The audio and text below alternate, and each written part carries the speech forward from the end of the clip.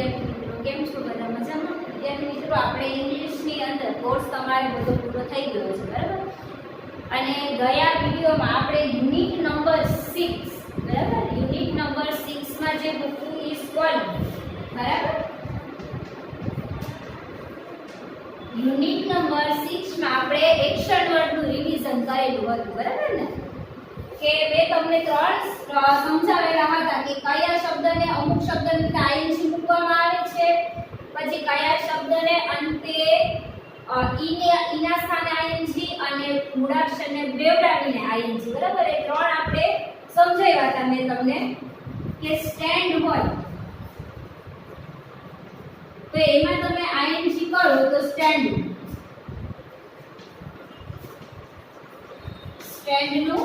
Standing, પછી મૂળાક્ષરને બેવડાવીને ING, બરાબર, તેમાં આપણે લખીએ કે શીટ, તો આ મૂળાક્ષરને બેવડાવીને આઈએનજી અને બેવડાવી, અને ઈ ના સ્થાને આઈએનજી ડાન્સ કા ઈ ના સ્થાને તમારે શું મૂકવાનું? આઈએનજી. આ ત્રણ ટોપિક છે અમે તમને ગયા વિડિયોમાં કરાવેલા હતા, બરાબર?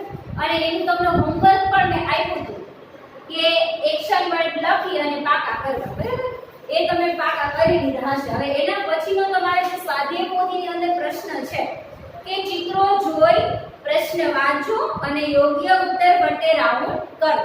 કે પહેલા ચિત્ર જોવાનું, એના આધારે જે પ્રશ્ન પૂછેલા છે અને સાઈડમાં બાજુમાં બે ઓપ્શન આપેલા છે, એમાંથી જે સાચો અક્ષર હોય કે જે સાચો જવાબ હોય એના પરથી તમારે રાઉન્ડ કરવાનું છે. પછી બોક્સમાં આપેલા શબ્દોનો ઉપયોગ કરીને ચિત્રોના આધારે ખાલી જગ્યા પૂરવાની.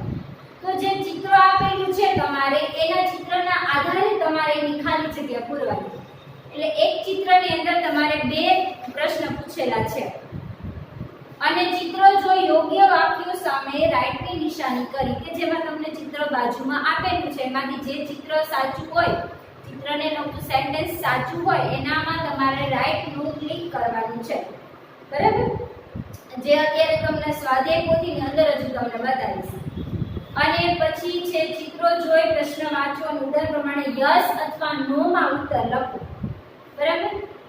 કે ઇઝ સી ડાન્સિંગ, શું તે નૃત્ય કરી રહી છે? તો કે યસ, સી ઇઝ ડાન્સિંગ, હા તે નૃત્ય કરી રહી છે.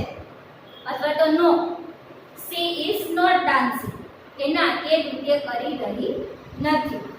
યસ અથવા નો, બરાબર? બંનેમાં ઉત્તર આપવાના છે તમારે. અત્યારે તો તમારે બંનેમાં આપવાના છે, એક્ઝામમાં પૂછાયું કે તમારે આપવાના રહેશે, બરાબર? પછી છે વોટ ઇઝ હી ડુઇંગ અને વેર ઇઝ, બરાબર? વેર ઇઝ અને વોટ ઇઝ હી ડુઇંગ એ તમને તમારા વિલાસ મેડમે સમજાવેલું છે, બરાબર? અત્યારે આપણે રિવિઝન છે, હું તમને એક વખત તમારી સ્વાધ્યાય પોથીની અંદર એક પ્રશ્ન છે એ બતાવી દઈશ અને બંધ બેસતા ન હોય તેવા શબ્દ પર તે રાઉન્ડ કરો. તો હવે તમને ખબર જ છે જે આજે જ રિવિઝન કરાવેલું હતું કે કોઈ પણ તમને ચાર શબ્દ આપેલા હોય કે એપલ, બનાના, ગ્રેપ્સ, ટ્રી. તો એપલ, બનાના અને ગ્રેપ્સ છે એ ફ્રૂટ છે, જેને ટ્રી છે એ ઝાડ છે. તો ઝાડ છે એ બંધ બેસતું નથી પહેલા ત્રણમાં, તો એના પરથી તમારે શું કરી નાખવાનું છે? રાઉન્ડ કરી નાખવાનું છે. તો આ તમારે 6 યુનિટ છે, બરાબર? યુનિટ નંબર 6 એમાં બહુ કંઈ ખાસ છે નહીં અને જે ચિત્ર આધારે છે પ્રશ્ન એવું તમને અત્યારે તમને સ્વાધ્યાય પોથીની અંદર કરાવું છું. તો આપણે સ્વાધ્યાય પોથીની અંદર તમને જે 1 થી 21 પ્રશ્ન આપેલા છે એ હું તમને બતાવું.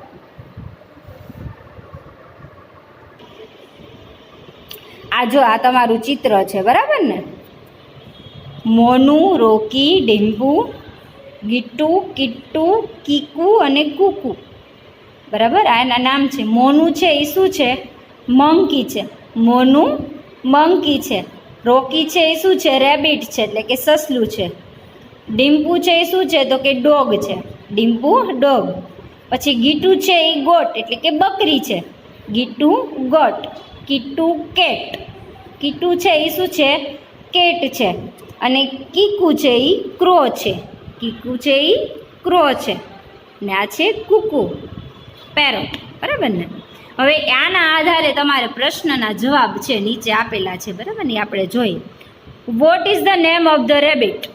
તો હવે આપણે ચિત્રમાં જોવાનું કે રેબિટનું નામ શું છે, તો કે રોકી. તો અહીંયા રોકી જે આપેલું હોય એના ફરતે શું કરી નાખવાનું? રાઉન્ડ કરી નાખવાનું. Who is Monu? તો મોનું શું છે, તો કે મંકી. તો મંકી ઉપર round. Is Kuku a crow? શું કીકુ છે એ ક્રો છે, તો કે યસ. તો હા. What is the name of the dog? ડોગનું નામ શું છે? તો શું આવશે, તો કે ડિમ્પુ. ડિમ્પુ, બરાબર. ગીટુ છે એ ગોટ છે, જો અહીં લખેલું છે. Who is Kitu? હવે કીટુ કોણ છે? તો આપણે એ ચિત્રમાં જોઈએ, કીટુ છે એ કેટ છે, તો કેટ ઉપર round. Who is Kiku?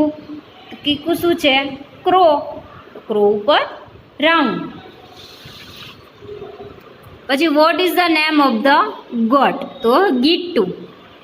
Who is reading a poem? તો કે Kuku. Is the goat running? No. Is Dimpu watching TV? તો કે yes.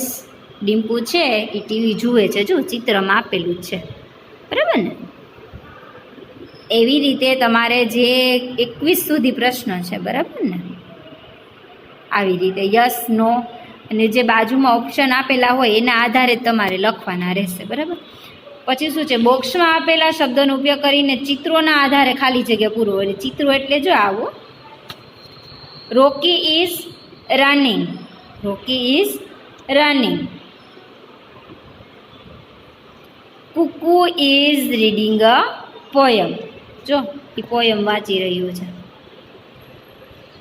Monu is climbing a tree. Monu છે એ ઝાડ ઉપર ચડી રહ્યો છે ને, ક્લાઇમ્બિંગ અ ટ્રી, બરાબર ને. પછી Dimpu is watching a movie. Dimpu છે એ શું કરી રહી છે? ટીવી જુએ છે, જો છે આ ચિત્ર. ગીટુ ઇઝ સ્કીપિંગ. દોરડું કૂદે છે, જો ગીટુ. પછી Kitu is writing a book. Kitu જો એ રાઇટિંગ અ બુક, બુકને લખે છે, બરાબર ને. પછી પ્રશ્ન નંબર 3 કે ચિત્રો જો યોગ્ય વાક્યો સામે રાઇટની નિશાની કરો. ચિત્ર અહીંયા આપેલું છે તમને, સાઈડમાં 2 ઓપ્શન આપેલા છે, એમાં જે સાચું હોય એના પર તે શું કરવાનું? ખાલી ટીક કરવાનું છે. ગીટુ છે, ગીટુ ઇઝ રનિંગ, ગીટુ ઇઝ સ્કીપિંગ. તો ગીટુ ઇઝ સ્કીપિંગ, દોરડું કૂદે છે. Monu is climbing a tree, ઝાડ ઉપર ચડે છે, બરાબર. કુકુ ઇઝ રીડિંગ અ પોયમ. પછી કીકુ ઇઝ સિંગિંગ. ગાય છે ને, જો એના હાથમાં માઇક છે, દોરડું નથી, બરાબર. પછી છે રોકી ઇઝ રનિંગ. રનિંગ મીન્સ દોડવું. Kitu is writing a book છે, લખે છે ને, આપણે ચિત્ર જોયું હતું ને આગળ, આ જ ચિત્ર છે, બરાબર. પછી તમારે પ્રશ્ન હતો યસ અને નોમાં ઉત્તર લખો. જો is he throwing a blue ball? તો કે no, he is not. No, he is not throwing the ball. ચિત્રના આધારે યસ અથવા નોમાં ઉત્તર આપવાનું છે. Is she laughing? શું તે હસે છે? તો કે યસ. સી ઇઝ, હા, સી ઇઝ લાફિંગ, હા તે હસે છે, બરાબર.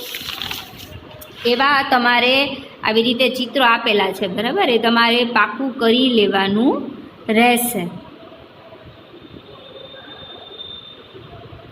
બરાબર ને. પછી હુ ઇઝ કોલિંગ. પાઠના આધારે કોષમાંથી શબ્દો પસંદ કરતો હોય એમાં તો આપણે પાઠ્યપુસ્તક જોવું પડશે, બરાબર ને.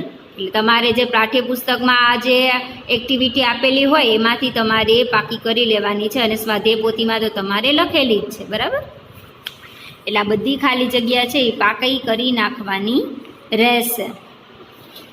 અને આ પ્રશ્ન જવાબ છે, ચિત્રના આધારે પ્રશ્ન જવાબ છે, એ બધા તમારે પાકા કરી લેવાના છે. અને આ બંધ બેસતા ન હોય તેવા શબ્દો, બરાબર. તો આ તો આપણે બધાને આવડે જ છે, સાવ ઇઝી જ છે. કે driving, driver, sister, cobbler, doctor. આ 3 વ્યવસાયકારો છે. સિસ્ટર છે એ વ્યવસાયકારમાં આવતું નથી, બરાબર ને. Father, mother, brother, teacher. તો શું આવશે? ટીચર, બરાબર. જેનું રિવિઝન આજે જ કરાવેલું છે. એટલે આવી રીતે પ્રશ્ન જવાબ છે એ બધા 1 થી 8 પ્રશ્નના તમારે સરસ મજાનું રિવિઝન કરી લેવાનું રહેશે, બરાબર ને? બાકી તો આ ચિત્ર જોઈને ખાલી જગ્યા પૂરવાની છે. ઓકે, 1 થી 8 પ્રશ્ન તમારે પાકા કરવાના છે, બરાબર? એટલે બધા સરસ રીતે રિવિઝન કરજો યુનિટ નંબર 6 નું, બરાબર? અને એવું હોય તો રફ બુકમાં લખી અને પાકું કરી લેવાનું. Okay, thank you.